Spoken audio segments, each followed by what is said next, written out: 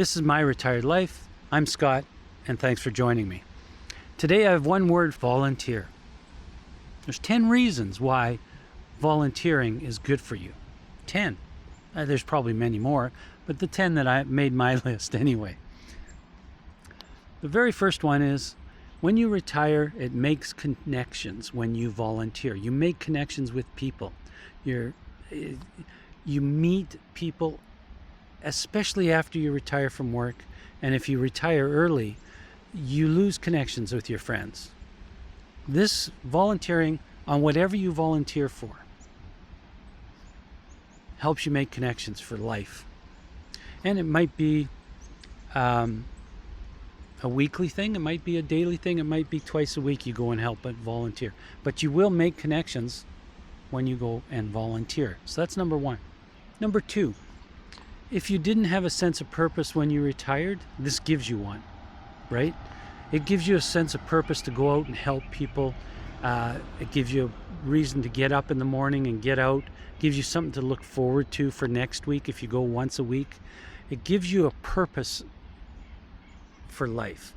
If you don't have a purpose, whether it be helping family or you're by yourself and you're bored, it will give you purpose. It'll give you opportunities to get up and go do something. It gives you a purpose. I have a purpose. I volunteer at my local golf course twice a week.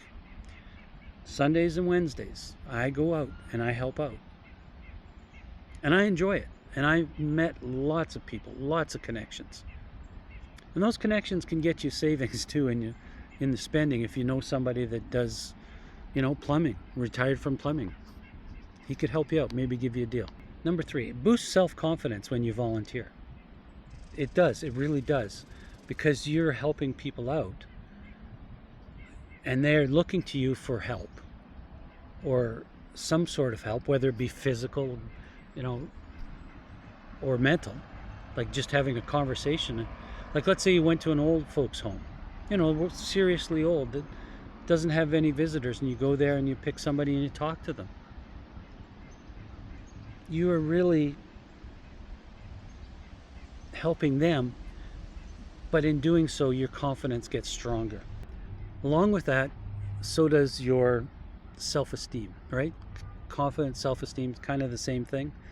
And that just keeps growing and growing. It really does. The self-confidence when you're visiting somebody and helping them out, or even if you're just opening a door for an elderly lady or helping her push your cart out to her car after grocery shopping, that all builds on your psyche, on how good of a person you can be or are. Preferably are. It also bolsters your health. It really does. And by that I mean you sleep better, you're less prone to high blood pressure or hypertension. It increases your physicalness as well. It helps your body. So all these things are health related, even though you're volunteering. You don't realize it, but let's say you're helping at an old folks home again, for an example, and you're bringing lunches to all the different rooms. You're walking, you don't even realize you're walking and you're helping people. It's a phenomenal thing. It really, really is. Number 5 is it keeps your mind sharp. Your mental and intellectual sharpness is enhanced. Let's say you organize a bridge club for elderly people. You're actually planning the event. You're getting the cards ready, you're getting the snacks and everything ready. And then you sit down and you play bridge. You're playing bridge, and bridge is a mathematical game. Much like many card games are mathematical games. So don't be scared to play cards with somebody else, because if you play hearts, you're counting cards. If you're tricks in canasta, there's all kinds of different ways that keeps your mind acute and sharp and thinking. And when you're keeping your mind sharp and thinking and aware, this also fights Alzheimer's, dementia, and other diseases that affect the brain. Again, all health related. This is just mental health. Number 6, you can teach some of your skills. Let's say you were a carpenter. You can teach people how to carpentry. You can teach people how to become a carpenter, or at least help them. Let's say a neighbor's building a shed. You go over there and you see what he's doing and it's not good. And then what you do is you say, you know what? I was a carpenter. This is how I would do it. And present it in a non-threatening way. So you're not threatening, like, don't put him down because he's doing it wrong. Just say, you know, I was a carpenter. If you do it this way, it'll be structurally sound and last many more years. And if you'd like, I'd like to help. And it doesn't have to be a neighbor. It could be a guy down the street. You see him building a shed, you walk over and you say, hi, what you doing? Well, I'm building a shed. Well, you know, I was a carpenter and I see you're doing this frame wrong. Before you get any further, maybe we can straighten it up. Here's what I like to see you do. If not, I don't mean to oppose, just trying to help. And that helps a lot of people in that example. And it could be any example. Whether you're a hockey coach. I coached hockey, I coached baseball. And every one of those things wasn't about winning that I taught. It was about skills. It was about how to, especially because I chose the younger kids to teach, taught them how to stop, how to brake, how to skate backwards. Little steps that'll help them be better hockey players. And if they win the championship, all the much better. You put a team together, like, there's so much more than teaching skills. But for me, the priority when they're young is teaching them those skills. So you can help people so much just by passing on some of the skills or information that you have. It could be gardening. It could be anything. You know, you could be a gardener and you see somebody doing that and you go, you know, those plants shouldn't be planted there. They're in direct sun. They have to be in the shade. They like it better. They grow better. That's volunteering to help people. Number 7, and this is a biggie, it lowers your stress. It lowers your stress levels by a lot. Because when you're volunteering and helping and focused on somebody, you're not thinking about your problems. You're focused on their problems and how to fix them or help them. And studies show the more you help somebody, the more resilient you become to be stressed. Volunteering also, believe it or not, there's studies out there, says it helps with longevity, meaning you live longer. And why does that happen? Because you're learning things from other people while you're volunteering. They're getting information from you, but you're also getting information from them. You're getting benefits from them. You're getting social interactions from them. They might have a skill or stories that they like to pass on to you. You're learning. So keep your mind learning and your body moving, and that promotes longevity. Here's another thing that volunteering does. And I was telling you about my hockey and baseball and the younger kids. It bridges the generation gap. Depending on what you volunteer. If you're coaching, it bridges it. How many college coaches have gone on to NFL and brought players with them?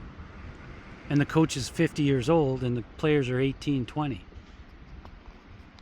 It bridges the gap.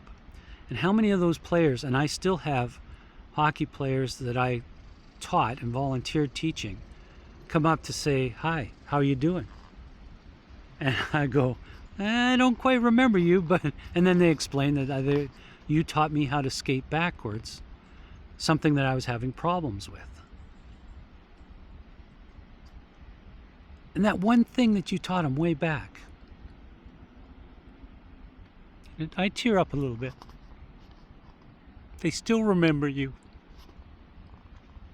It's pretty cool. I gotta get it together.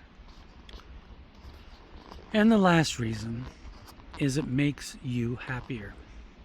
And it makes the person you helped happier. And that's what you want out of life, is happiness. It does. It makes you happier. I have a friend that likes to golf. And he volunteered with blind golfers in this province of ours, which is the same as a state in the United States. And all he did was said, I want to help. And they asked him what he likes to do. And he says, well, I golf. Well, we have blind golfers. And they have blind golfer tournaments throughout the world, as far as I know, North America for sure. And what he did was he used his arm, lined up the golfer when he's standing over the ball, pointed him in the right direction, said the wind is 20 miles an hour from the left, so you point him enough for the ball to come back, and the golfer would hit the ball. Based on repetition, he gets to hit that ball. He can't see it. He's got his alignment and he does his thing, and he'd hit the ball. Then you'd take his arm and you'd walk down, or put him in the cart, drive to the next shot, and you'd line him up for your next shot and the putt, and so on and so forth. He said to me, my friend, that gave him more satisfaction than almost anything he's ever done in his life. So it's really about having fun, right? Helping somebody have fun, or helping somebody in distress, or helping anything. That's all considered volunteer work, not help. I like the word volunteer rather than help. It makes more sense to me. And a final closing note. This does add to your character, your mental acuity. Ooh, another big word, acuity. It helps for that. It helps for making you feel better, it makes them feel better. And it adds, and this is important really, it adds to your legacy. Those people will look at you and go, there's a good guy. That's not a bad thing. YouTube wants you to watch this one, or is it this way and this way? Doesn't matter. YouTube wants you to watch them because they're my videos. And let's call this one done.